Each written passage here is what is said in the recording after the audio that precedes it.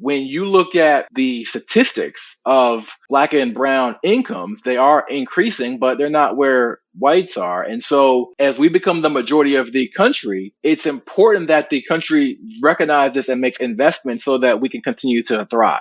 We all generate income, that's taxes that is paid to the government that helps us to live a great life. And so it is in our country's best interest to offer help, to have platforms like us, to communities that have been ignored or purposely not permitted to come in and get service, so that our families can do better and then our country can do better as well. And that is really the core of what we're trying to solve here. You're listening to Yo Quiero Dinero, a personal finance podcast for the modern Latina.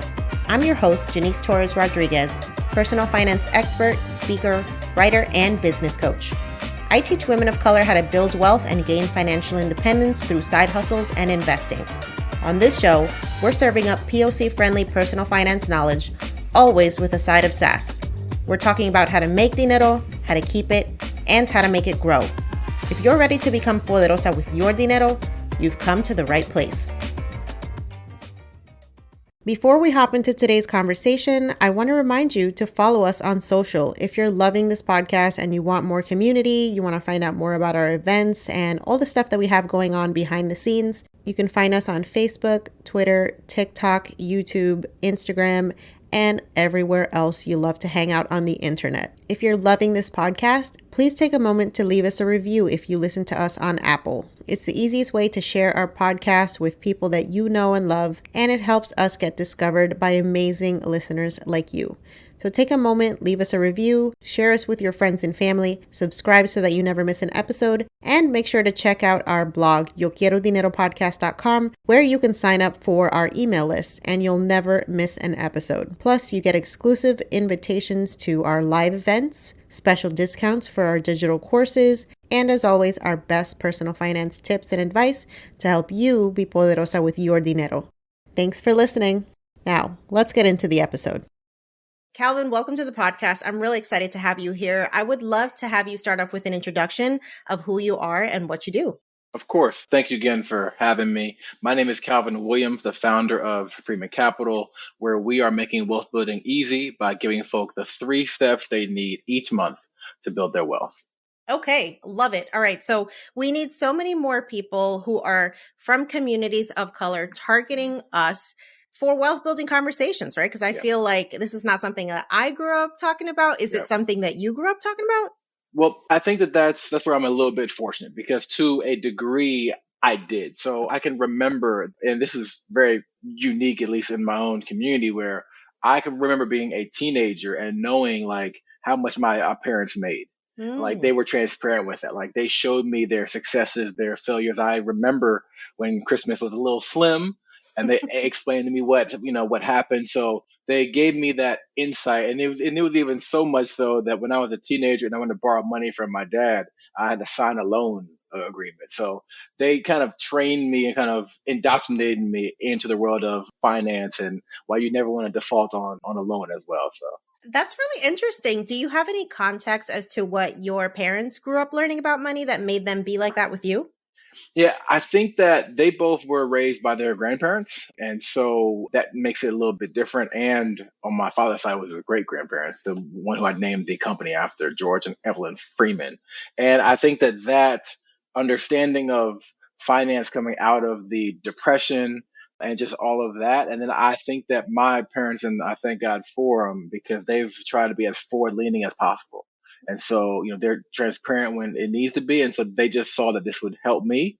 And so that's kind of where we are now. Me and my sister, excuse me. I don't want to disrespect her. No, that's awesome. And I think it's just such a testament to how powerful financial literacy can be and how it can be the most priceless gift that you can pass on, right? Besides the house and the money and all that stuff, like just giving your kids those tools that they need to then have that foundation, I think is something that we can all strive to achieve. Oh, definitely. Definitely.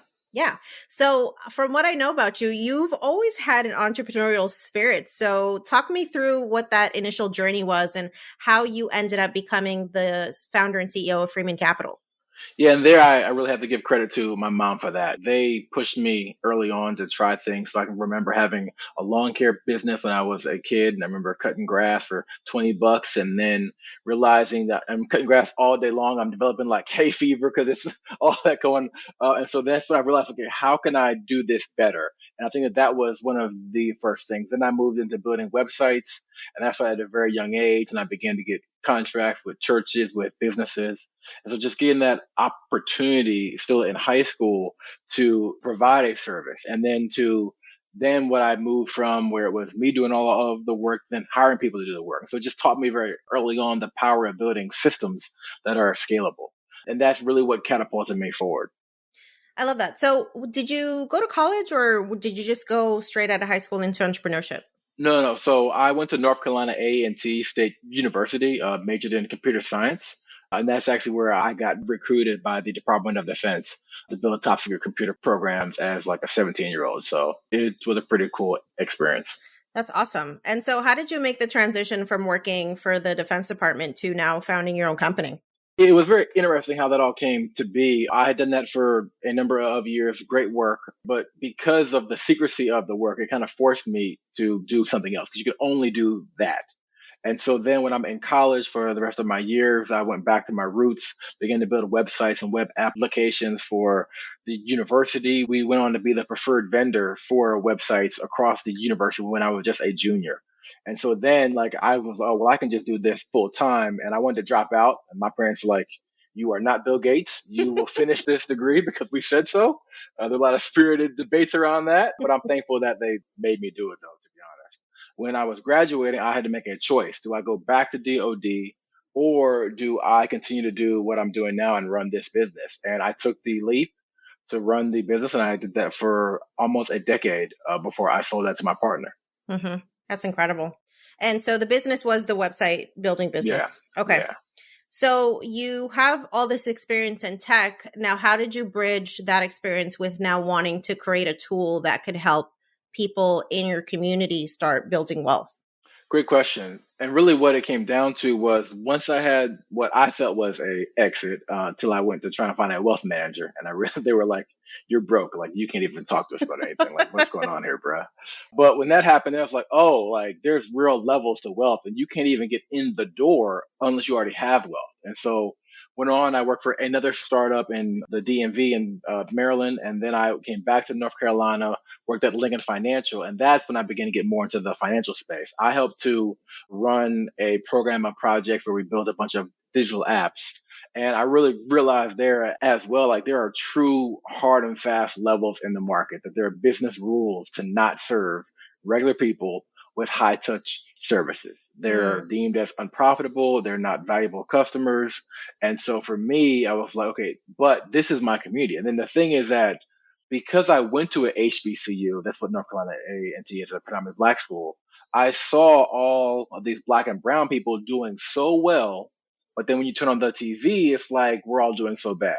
So there was a dichotomy that I lived through. Like I had friends who were principals at, top accounting firms at Amazon, like they're doing amazing work. Like, but like there's this stereotype that we're broke, that we don't invest. So that began to really stick with me. And then the problem came, how can we give people the advice they need to build wealth? And that is what became the kind of the genesis of Freeman Capital. I love that. So tell us about the features that you get when you access Freeman Capital. Like what is it actually doing to serve the users? Yeah, great question. And it really comes down to one main point. Most folk are focused on investing as solving the wealth gap. If you just invest more, you'll be all right. The problem though is that if you're a first time investor, now it's never been easier to make an investment and never been easier to make a bad financial decision. And that's what's going on right now. Vanguard even put out a study and they quantified the impact of a financial advisor. It was 3% per year added to net returns. You take that over 30 years, getting advice on what to do, how to manage your income, your cash flow, all of these things, that can double a person's net worth. So as we work to close the wealth gap, this is what we are doing, is that people get to work one-on-one with a financial planner. We cover everything from improving cash flow to debt to retirement to investing to alternate investments, all the way up into insurance, estate planning, and wills. Comprehensive financial planning. And then each month we make it super simple.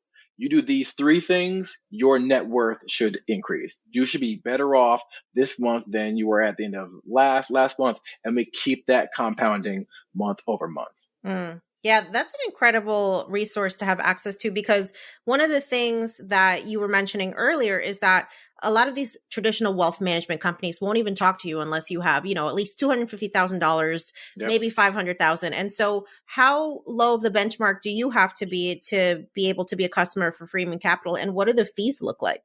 I've never been good at limbo, but we're going all the way down to the floor. Like, we have clients who come to us with zero in assets, or they're all negative. They got a whole bunch of loans, and the way that we set up our fees, it's like a cell phone bill. Mm. So it's $50 per month, and you can unsubscribe at any time. We keep the customer empowered, and so as long as you can afford $50, then you can at least get started. And then that month, it's our goal that you walk away with something that is going to change your financial life, and then you'll be better the next month. That's why 98% of our users stay with us month over month. That's a really powerful testament to the quality of the services that you're offering. And I think I'm so glad that you're talking about this, because you're right. A lot of people are focusing just on the asset accumulation phase, right? Of just like getting your money invested, et cetera, et cetera. But there reaches a certain point where just continuing to throw money in the market is not a holistic financial plan. You have to know what you're investing in, how you're optimizing it for taxes, how you're thinking about that generational wealth transfer. Like, there's so many more things. And that's something that I've personally been exploring now as someone who has reached a point where I have enough invested, but I don't really feel like I'm doing the best job with it because I'm just DIYing it. And just having those experts in place, I think there's a lot of shaming of people for like not being able to do the DIY. What do you think that comes from? So I think that, one, we as a culture have this mentality of we have to pull ourselves up from our own bootstraps. And that spans everything. Like, oh, you're getting help. I mean, like, I get therapy. I got an appointment on Wednesday, and I'm not ashamed of that, right? Like, getting help has been shamed, which is ridiculous because we all need help. Like, it's physically impossible to pull yourself up by your own bootstrap.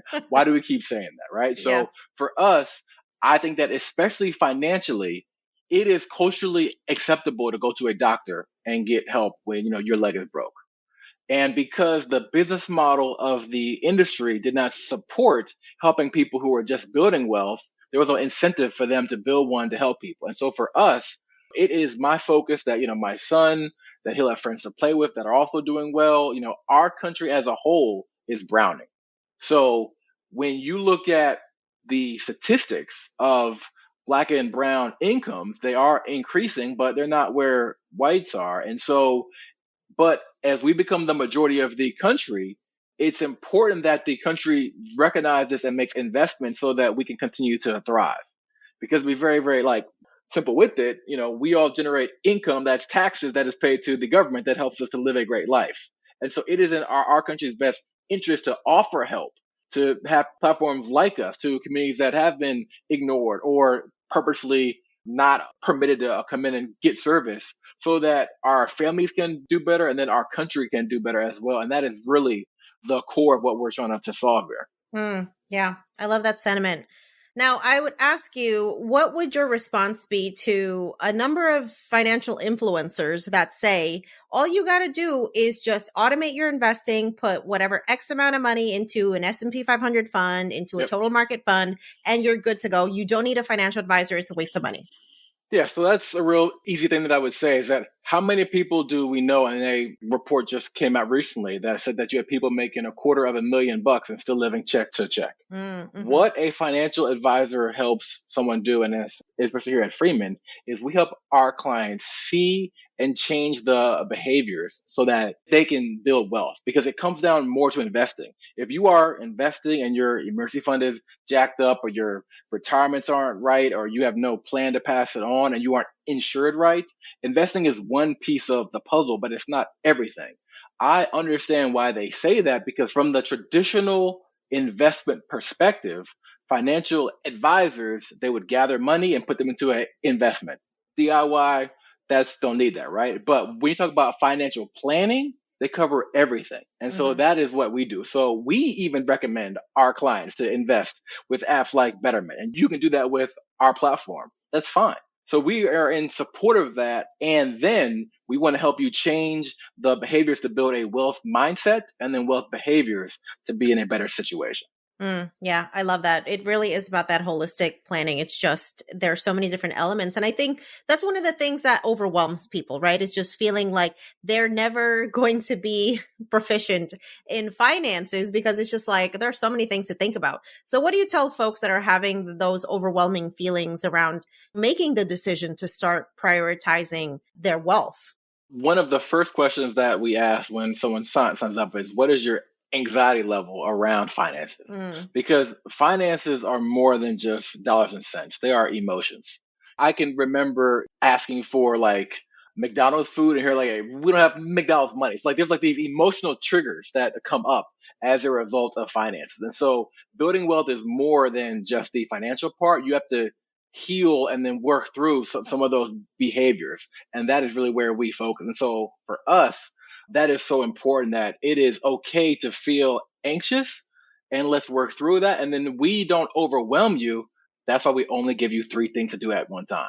Mm. You go see a traditional financial planner. You pay thousands of dollars up front. You get a 10 to 50-page document. Like, what are you supposed to do with this? Like, no, give me the three things to do right now, and then help me to do each one of these things. Then we see the anxieties drop, confidence rise, and then they snowball toward building wealth and not from it. Mm-hmm.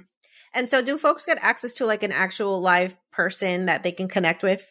They get a live human being that they can connect with through chat. They can schedule Zoom calls. They can do it on their schedule, and it goes on from there. Awesome. That sounds incredible. Okay, so let's talk about your journey as an entrepreneur in this business, right? Because I know that you have done venture capital fundraising. Is that correct? So I think there's a lot of mystery around that process too. And there's folks who want to know what that looks like. So what has your journey been for, raising capital for your business and putting your idea out there? Yeah, so when I first had this idea, no one wanted to invest with it because it's just an idea. So I basically took half of my salary for 3 years and invested it into the business. And then that's what got us enough proof. And we built up a email list and a following that then I could begin to take on some friends and family investments. So I began to pitch to folks who knew me from college and knew me professionally. And then I could begin to hire a few folks to work on behalf. And so for me, what I've had to do was I had to put in my own money first because no one else would. Then I had to raise through friends and family, which that is a challenge when your friends and family are statistically not as wealthy as white Mm-hmm. people. Yeah. So, I look at some of the apps that we compete with, they have friends and family checks that are like $3 million what they raise in their friends and family around. Mm-hmm. And, oh, I'm getting $5,000 checks right now. So it's like we in a different ballpark. And I'm going to come back to that point because it actually hurts you a bit later on. Then we were able to get into some accelerators to get some credibility. Still didn't raise any real money, quote unquote, like VC money. Then another year passes, we get through more of those accelerators to help us build out some relationships. Because really, raising capital has more to do with relationships than it does with the quality of your product and team. Mm-hmm. But it takes time to build those relationships where people can see, but you know what? I believe in you. I'll back you. Mm-hmm. Because when a VC writes a check, that check is their job. Yeah. And so there's a level of trust there. And then finally got to the point where, yes, now we have raised millions in VC money, but still it pales in comparison to what what our competition has done, which is actually, in my positive spin, it gives us a edge in building a better company because we're forced to be more scrappy and not wasteful. Hmm. So in those initial phases when you were investing your own money, what were those investments in? Yeah, so initially, what I was paying for was for so I built the first version of the platform just as a prototype. Then I hired folks to build a better version. I hired marketing people. In the beginning, I was like, I want to try and pay people to do work as best as I can because there's always a stereotype about, that they don't pay well. And then I ran out of money. So then I had to raise money and then we went on from there. But initially it was like marketing people, like my content writer who is still with us today and I love her for it, the rest of our marketing team, and then some of our technology team as well, Okay. primarily. And over what time span has it been since you started the initial or since the idea began to where you are today?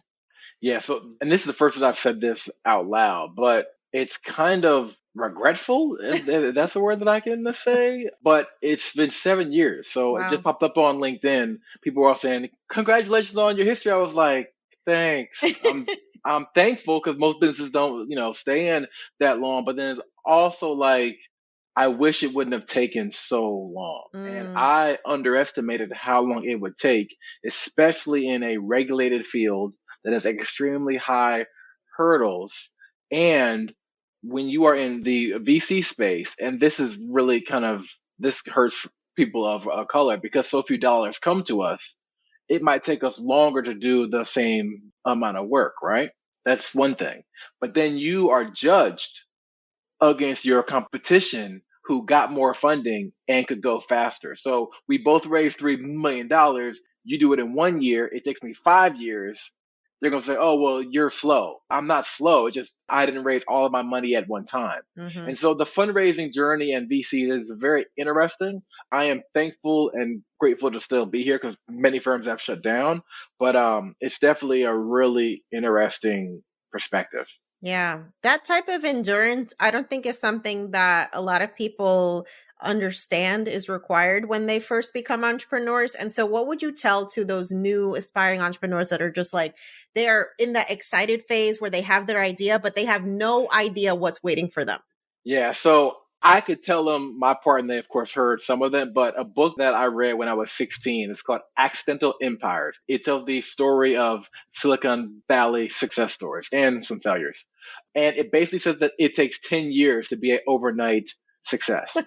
Yeah. And so for me, I look at these 7 years, I was like, all right, I got 3 more to go. And the thing that happens during those 10 years is that you actually learn how to do your job, your business, or whatever it is, right? And so we've now gotten better at it. And so now we're primed to go. So, folks who are going to do this journey, yes, some folk pop overnight, quote unquote, but just be ready for 10 years of your life being in the mud.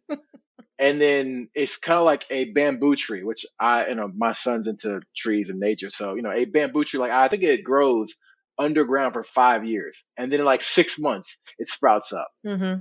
And so I feel like that's being an entrepreneur. Yeah, absolutely. It is really just signing up for a lot of the unknown, right? And I think one of the things that I have found personally for entrepreneurship is that it makes you confront every limiting belief you've ever had about yourself, right? Because that confidence will go into question. Your self-doubt will become your best friend. Your inner critic is always showing up. So what has that journey been like for you from the mindset perspective? That's why I'm in therapy, okay? Okay? You think I'm That's going to real therapy talk. on Wednesday? That's real talk. Because no, but I mean, I think that entrepreneurship is the most extreme and best way for self development. Yeah. Because if you are successful, and if you're not like cheating and being a bad person, kind of all that, like if you're trying to do it and be a good person, your weaknesses will be on display, and there is feedback from your customers, from your team, from your investors. If like you hear multiple people say like, you always cut me off. I'm tired of talking to you, right? You're gonna hear that and like you're gonna lose deals. And so it's like, oh shoot, I lost money. And so it's like a constant way to learn where are you bad, where do you need to improve. And Yeah. so for me, I'm working more on strategy because I've seen weaknesses that I have made. I'm trying to treat all people better, and so I think that entrepreneurship is a wonderful tool to develop your soul and spirit because it's going to put your weaknesses on display if you can face them. Mm-hmm. Absolutely. What's your ultimate vision for Freeman Capital? For me, I am looking forward to the day to when it's been like 20 years in the future and now everyone has a financial planner. But the part that I'm excited for is like when a teacher can tell her kids like, hey, I want to introduce you to my financial planner. That's what I'm really like. Those little moments, folks who have regular jobs that, aren't targeted by the wealth management industry, like, hey, this is my wealth manager. She has helped us get to where we are. And now you are my next generation. That moment, I don't know. I probably need to talk to the marketing team, like to coin that, but I'm looking forward to those types of moments. So where you got everyday people like, hey, my wealth manager has helped us out, son, daughter, whatever. Here is now now it's time for you to carry this baton to the next level. That's what I'm looking forward to and what really motivates me to keep going. Yeah, I'm really looking forward to the day that these conversations around building wealth are so normalized in our community. And I thank you for the work that you're doing. So for folks that want to find out more about Freeman Capital, sign up. Where's the best place for us to go? Best place is freemancapital.co. That's freemancapital.com, but no M, so just .co. And then you can go in there, you can sign up, and you can have an intro call, and you can begin to work with your planner as soon as tomorrow. Excellent. Calvin, thank you so much for the work that you do. You are truly inspiring, and I can't wait for folks to tune into this episode. Thank you for having me. I appreciate you. Thank you. Thanks for listening to today's episode. If you are ready to take your dinero to the next level, sign up for our free 14-page guide, The Financially Lit Latina, the ultimate blueprint for becoming poderosa with your dinero. This 14-page guide includes our best tips on money mindset, budgeting, debt repayment, career, investing, financial independence, side hustles, and more. And you can get it completely free. So to get your copy of The Financially Lit Latina, just head over to yoquierodineropodcast.com/start. That's yoquierodineropodcast.com/start and start transforming your dinero story today. Until next time, stay empowered, stay inspired, and stay poderosa.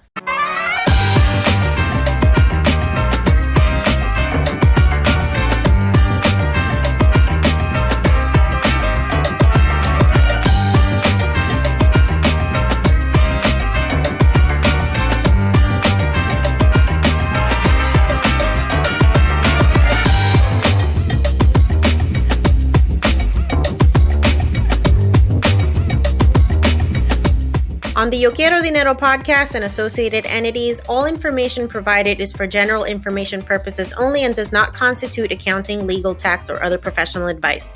Listeners should not act upon the content or information found here without first seeking appropriate advice from an accountant, financial planner, lawyer, or other professional. We assume no responsibility for information contained on this podcast and associated entities and disclaim all liability with respect to such information, including but not limited to any liability for errors, inaccuracies, omissions, or misleading or defamatory statements. Usage of this podcast and associated contents constitutes an explicit understanding and acceptance of the terms of this disclaimer.